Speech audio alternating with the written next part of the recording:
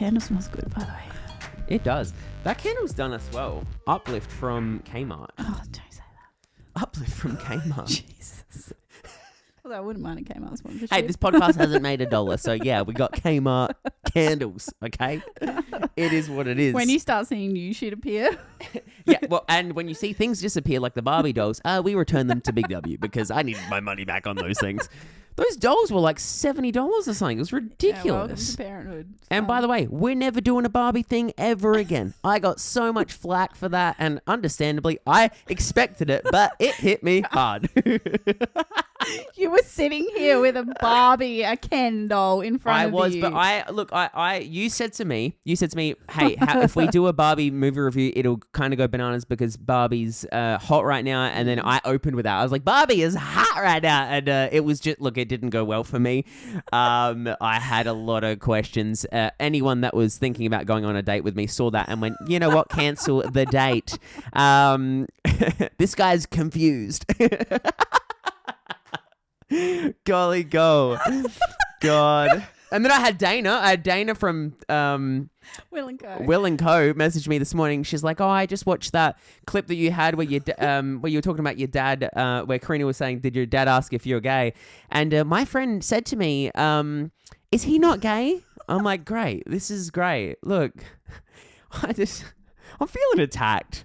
Can I not just be myself, okay? Yes, no. Without people freaking out a little bit. Yes, you can be yourself because yourself is what we want. Right. Okay?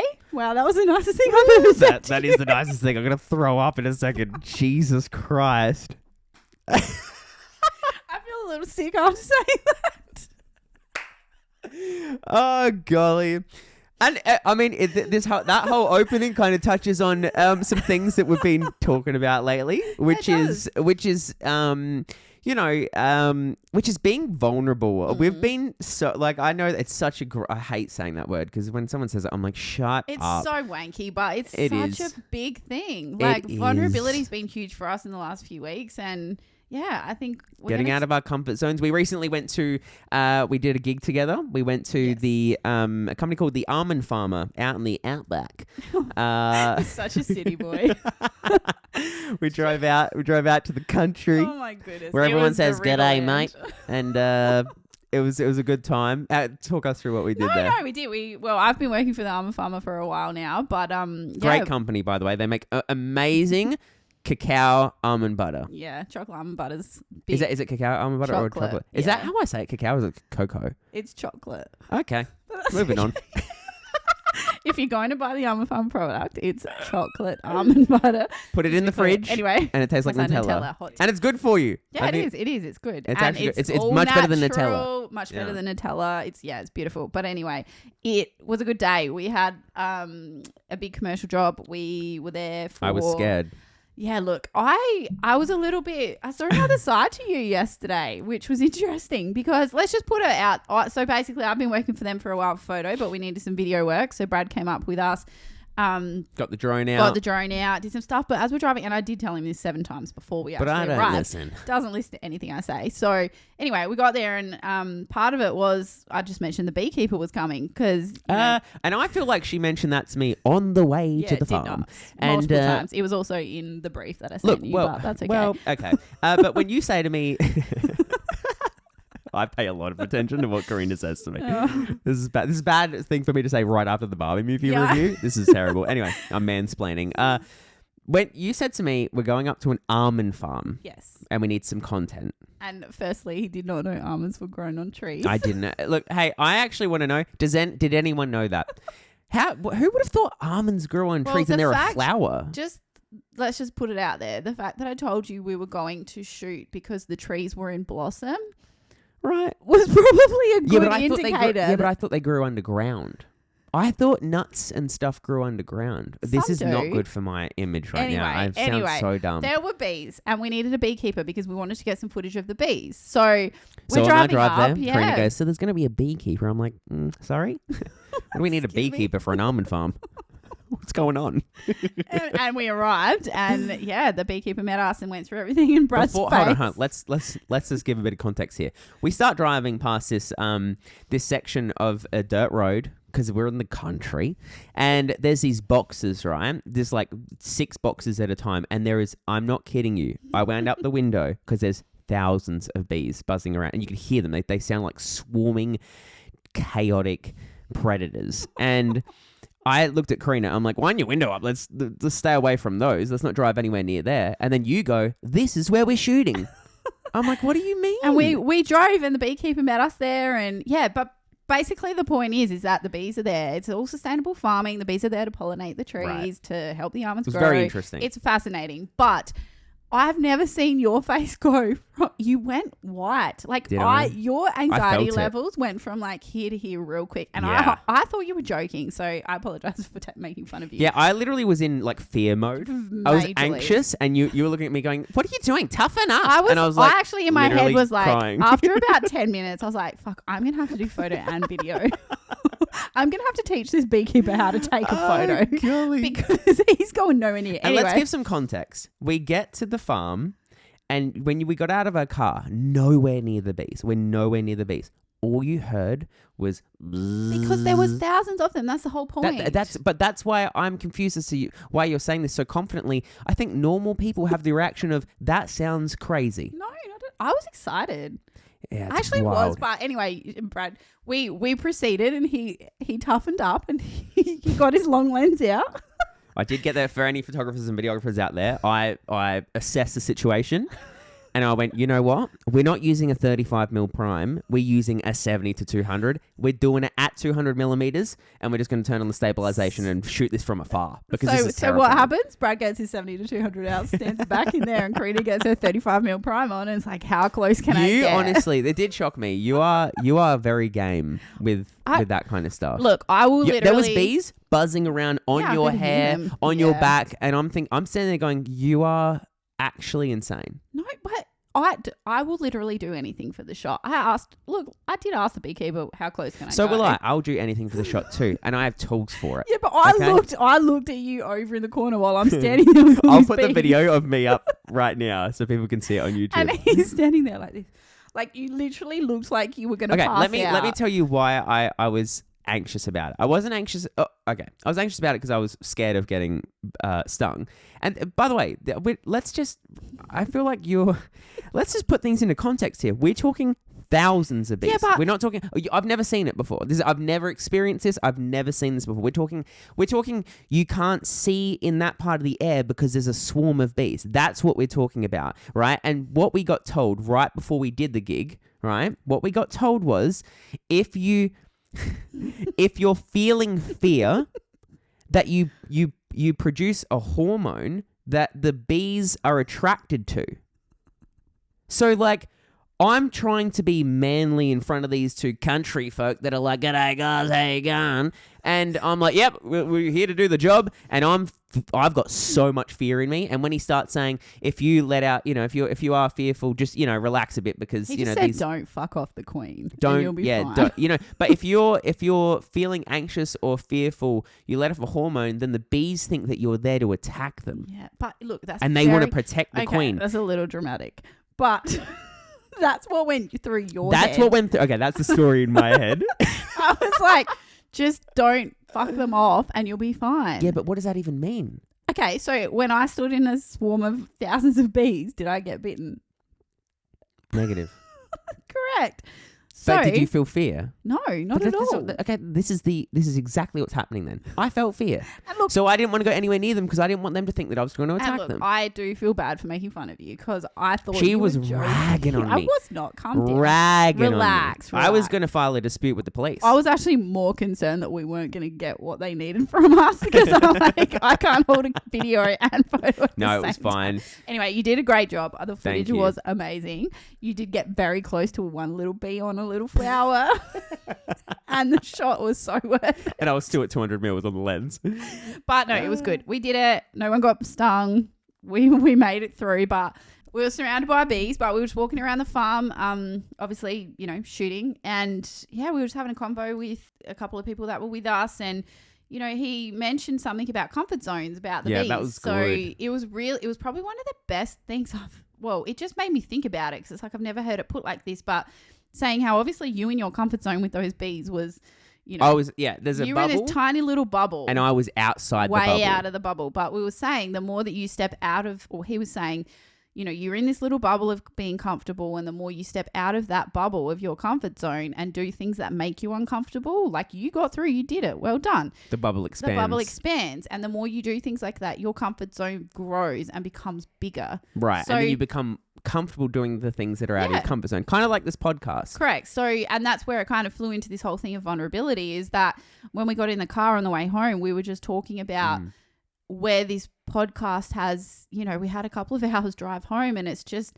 unbelievable how quickly both of us have become comfortable with being vulnerable. Right. And just so it makes sense, I'm not more confident. No.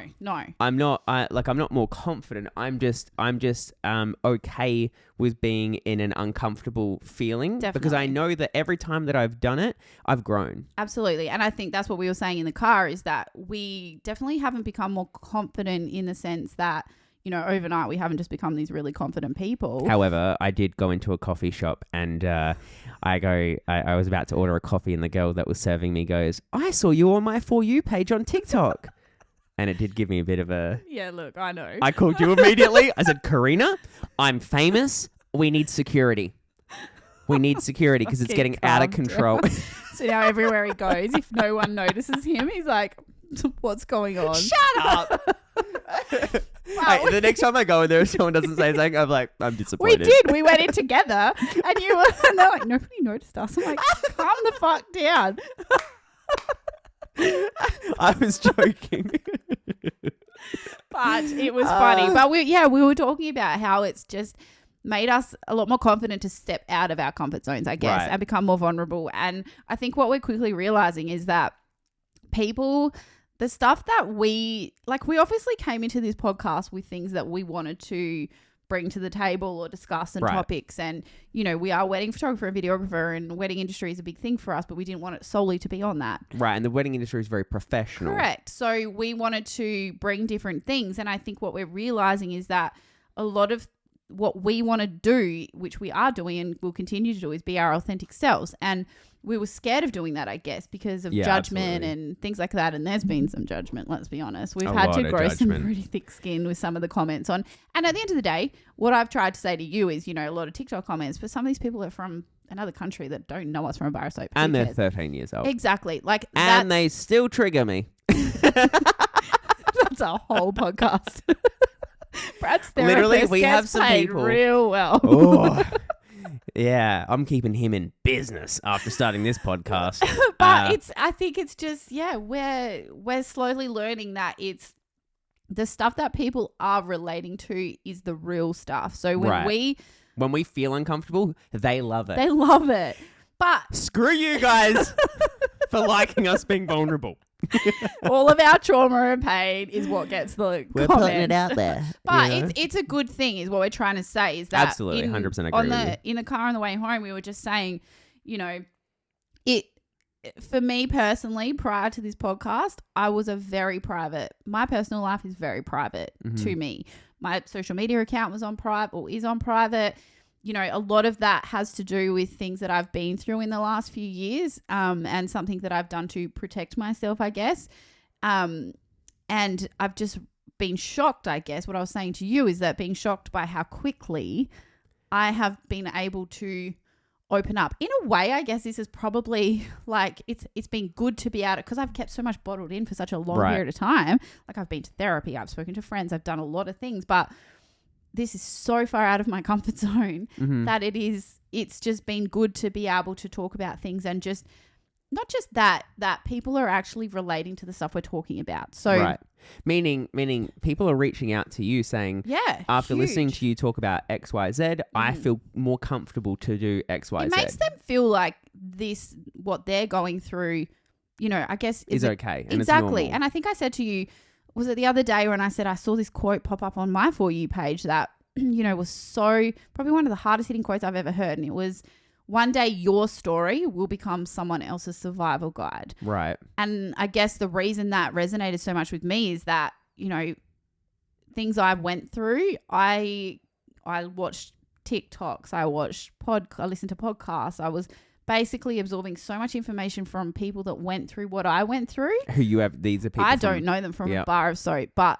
it helped me on so many levels, knowing that what I was going through I wasn't alone, right. I guess. And That's I did not like at that point, I was so naive to what I went through and how real it was. And I hate that now I look back and I feel sad about that, because there's so many people going through things that you have no idea about. But it hit me because it's like, well, that helped me. So people being vulnerable and opening up about, some painful traumatic experience helped me feel like I wasn't alone. And it was my survival guide as such. So, obviously you have people close to you that help you through things like that. But, some days a little quick 10-second reel may pop up, in my feed, and I'd hear something and I'd be like, oh my God, I'm not losing my mind, or, this, whatever it is, it made me feel not alone. Does that make sense? So that's very dramatic, but in terms of what we're sharing, look, I don't think it's dramatic. No, I when I'm creating like the reels and stuff and the TikToks for this podcast, when I'm trying to grab content and stuff, sometimes I look at it and I'm like, what am I doing this for? Like, what's the point? I don't, sometimes I feel like an idiot, because it's almost like you're promoting yourself. It feels weird. But obviously I'm just trying to promote the podcast. But what we've both kind of seen is like we're grabbing these bits of information, putting it out there, and it's genuinely helping people. It's helping people. And I've had people come to me, and basically the comments I've had have been so positive, but more in the sense that it is helping them. And I'm like, this is exactly why I want to do this. That feels so huge, good. because it's like me Not as good as getting recognized as a coffee shop, but it feels good.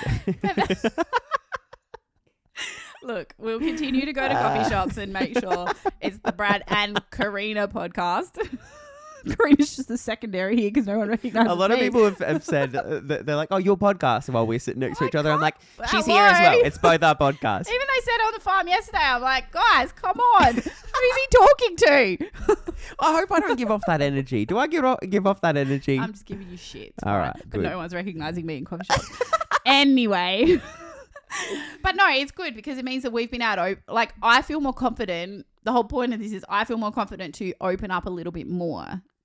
Because if that can touch one person and make them feel like what they're feeling is real, or give them some sort of comfort, then that makes me happy. Question. Yes. Oh, shit. No. That got...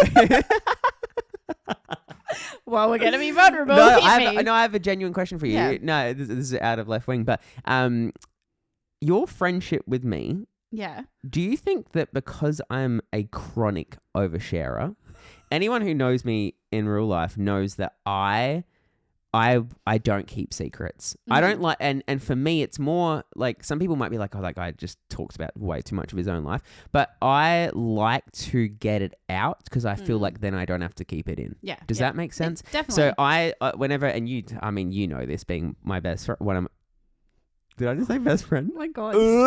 Being one of my good friends. You know everything about me, but I like to share absolutely every detail of everything that I do because I feel like it gets it off my chest. And I just feel that's how I've been my whole life. So that's who I am. But do you think being friends with me, you were saying like, you know, obviously you're being vulnerable, sharing your stories and things like that now. And we've got some stories in the upcoming episodes that are quite full on, but they're going to be great episodes. But do you think that being friends with me, not that I did anything great for you or anything, that's not what I'm saying. I'm just curious. Do you think being friends with me and me being such an oversharer kind of let you be more open about yeah, your for sure. stuff? Because I can say anything to you, and I guess we're good in the sense that you can say anything to me, I can say anything to you, and there's zero judgment. Like, you might tell me you're a fucking moron, but I don't care. Right. Like, I appreciate that because you pull my head in when I need to pull my head in. Right. You know, sometimes like I must admit, there's very few times that you've ever said anything to me where I've taken offense to it. And no, because if you ever say anything to me where I'm genuinely like I don't know if that's going to be healthy for you or something like that, I'm here actually for you. Yeah, we listen well to each other. Right. So like some days you might be going through something and you just need to get it off your chest, and I'll just sit there and listen because I know you need to just talk about it. And vice versa. So yeah, no, definitely. I think it's a very comfortable place to be. So it is a good thing. And yeah, you do share way too much with me. In terms of way too much. But no, I guess no. It's been. We didn't touch on Easy as Events, Chelsea. Yes. That was She good. hosted a wedding catch up, which was funny. We both walk in, and I honestly, I'll be honest with you, I didn't recognize anyone because it was more. It wasn't photographers and videographers. Wedding vendors, yeah. Wedding vendors. It was a lot of people that florists and things that people that you don't really see on the day. So that we walked into Chateau Apollo. Is that how you say it? Chateau Apollo. And I don't know how you say it. But we had a really cool event that we went to, and it was just really good to get to speak with other people in the wedding industry, and it was just fun. I really enjoy events like we need to go to more things like that. It's nice to be around people in the same industry because we've obviously had off season, and I think the wedding industry itself is going through a thing at the moment. Yeah. Everyone's going through a thing, but the wedding industry's definitely felt a lot of pressure from interest rate rises and this financial crisis, inflation, and all that stuff. So being around people in the industry who are experiencing that is very valuable. Like I'm the type of person that I don't see people as competition. I see people as, you work together, and if I'm booked, I'll refer someone. If they're booked, they'll refer me. It's a good community. A good place to be in. And I love that because, there is work for everybody. And I think especially through COVID, I guess we all needed to rely on other people. We were in lockdown, we were this, we were that. We needed people to step in for us. And I think that's been such a great thing coming from COVID for our industry. So to see all these people in the one room is a very, very valuable thing for business, I believe. Yeah, and I don't know if any other industry is like that. Yeah, I don't know. And look, I think it's good too because there's a lot of groups that are just photographers or celebrants catch up and this and that. But in our industry, it's everyone, which I think is great. Yeah. And lean on people. If you've got a question, ask a question. Be there for support and help people grow. Don't be so defensive, you're going to take my business. If that's you, that's fine. But I think, the event Chelsea put on was amazing because it was great. And, we've had them throughout the year with Unbridely, and I love groups like that because you feel so supported. Yeah. Then we had Camille. Camille did a live stream the other day, and that was great. It's just nice to watch. We were driving sitting home. in the car. I know. I was devastated because I didn't want to miss out on it. And Brad was sitting there on the phone, and we were listening to it. So thanks, Camille. But it was great. Yeah. It was good. It was good information. It made you feel like you hear some things that Camille was talking about with the pressure in the wedding industry, and then you're sitting there going, "Oh, thank God, other people feel that." Yeah. You just don't feel so alone. But this ties into our whole plot of this podcast is when you be vulnerable and you say, I'm going through a difficult time, or this is what's difficult for me, or not even difficult, this is what's going well for me, and other people resonate with it. It just feels better to share. And I don't know about you, but in terms of feeling vulnerable in this, it has helped me in other aspects of my life. Does that make sense? You've been different lately. You've been different. I think it's in the last week or so. I'm thinking to myself, I don't know. I've felt a different energy from you. Yeah, the past week. I think in the last probably few weeks, I think I've just not realized, but I've obviously. You're gonna make me cry for the first time. Fuck. No, we don't have to talk about it. I didn't mean it like that. I'm more just saying. No, it's a good thing. It's good tears. I'm saying good. I'm saying. No, this is a good thing. I think. I'm in shock. Holy shit. What's going on? I don't do well with tears. Look, I got to episode 5 without tears. And you're probably freaking out. Okay. No. I'm going to put down my bottle. You with emotion makes me laugh so hard. I don't like it. Oh, I freeze. Let's not make this about me. What's going on with you? Is this something I don't know about? You're making this. No, it's not. Holy shit. Okay. Oh, you're actually crying. This isn't a joke. This is not a joke. All right. Let's go. Oh, wow. All okay. right. Where did that come from? I don't know. Okay. You're the one doing it. No, it's a good thing. I guess for you to say that I've been different, I'm not a different person. I think I've just in the last not just couple of weeks, but from starting this podcast, I've become a lot more vulnerable and confident in, I guess, making me realize that in order to have the things that you want or feel, you need to let some walls down. Right. And you need to be more confident in certain things. But I can honestly tell you, I think I said this to you the other day, which I know you freak out with the emotion, but I have so much stress in my life, in every aspect of my life, as does everybody. But I can honestly tell you right now, I have so much stress in so many areas of my life. It's unbelievable. But in a certain area of my life, I probably feel the happiest I have felt in a really long time. Which, stop. Yeah. This is good. I think You're going to make me cry again. But it's a good thing. And I think the thing with that is that there's something that I've been wanting to feel for so long. And I've had walls up and I've sort of been I don't do things because I'm so scared of getting hurt. I'm so scared of the repercussions of that. I'm scared of so many things because, you know, I've had things happen to me in the past where I don't ever want to feel like that again. And the hurt that I felt was so bad that it affected me in so many ways long term. But I guess the thing is, in this last few weeks, that I have let my guard down. I have trusted. I've allowed myself to feel happy, I guess. So by like being vulnerable. By being vulnerable. So yeah, I just feel very content at the moment. And I've experienced feelings that I haven't felt in a really long time, and it's a very nice feeling. But I guess the point of that is that it's the good thing with vulnerability is that, yes, could I get hurt with things? Absolutely. But in order to get to a point where you can feel good again, not just like in different areas of your life, you have to be vulnerable and you have to just allow things to happen and not be so shut off of everything. I think what it is I've felt like I can be myself for the first time in a very long time. And it's not that I haven't been. It's Why am I that sweating? I'm sweating. You're This is freaking me out. making me nervous. This is great. This is good. I'm This is feeling what nervous. happens when emotion comes out. But I was like, don't ever try to hug him or hold his hand if you're going out.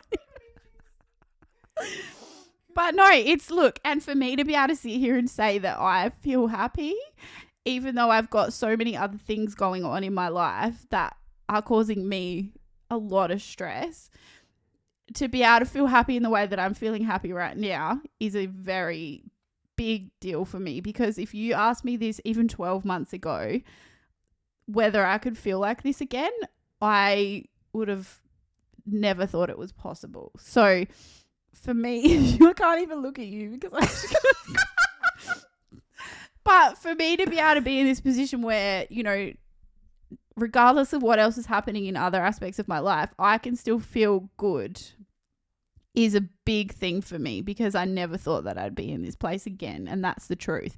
Look, I think what it's made me realize is that in order to feel the things that I want to feel, or to be in a place that I want to be, that I need to be vulnerable and allow it to happen. Right. Because I guess what I've done in the past is, you know, shut things down, put my guard up, not do things. Like we talked about it in another podcast, I've been on 2 dates in 12 months. But you could have gone on a lot more. But I could have, but I didn't, because I was so scared of getting hurt and so scared of the feelings that could come from that. Like I would sabotage things before they even happened just because I didn't want to go through any more pain. Right. Which again is Which something I think would also be very common amongst a lot of people. Yeah. And look, there's reasons for that, but I guess, you know, it just feeling comfortable enough to be able to let some walls down is a big thing, and it takes a certain person to be able to do that. But I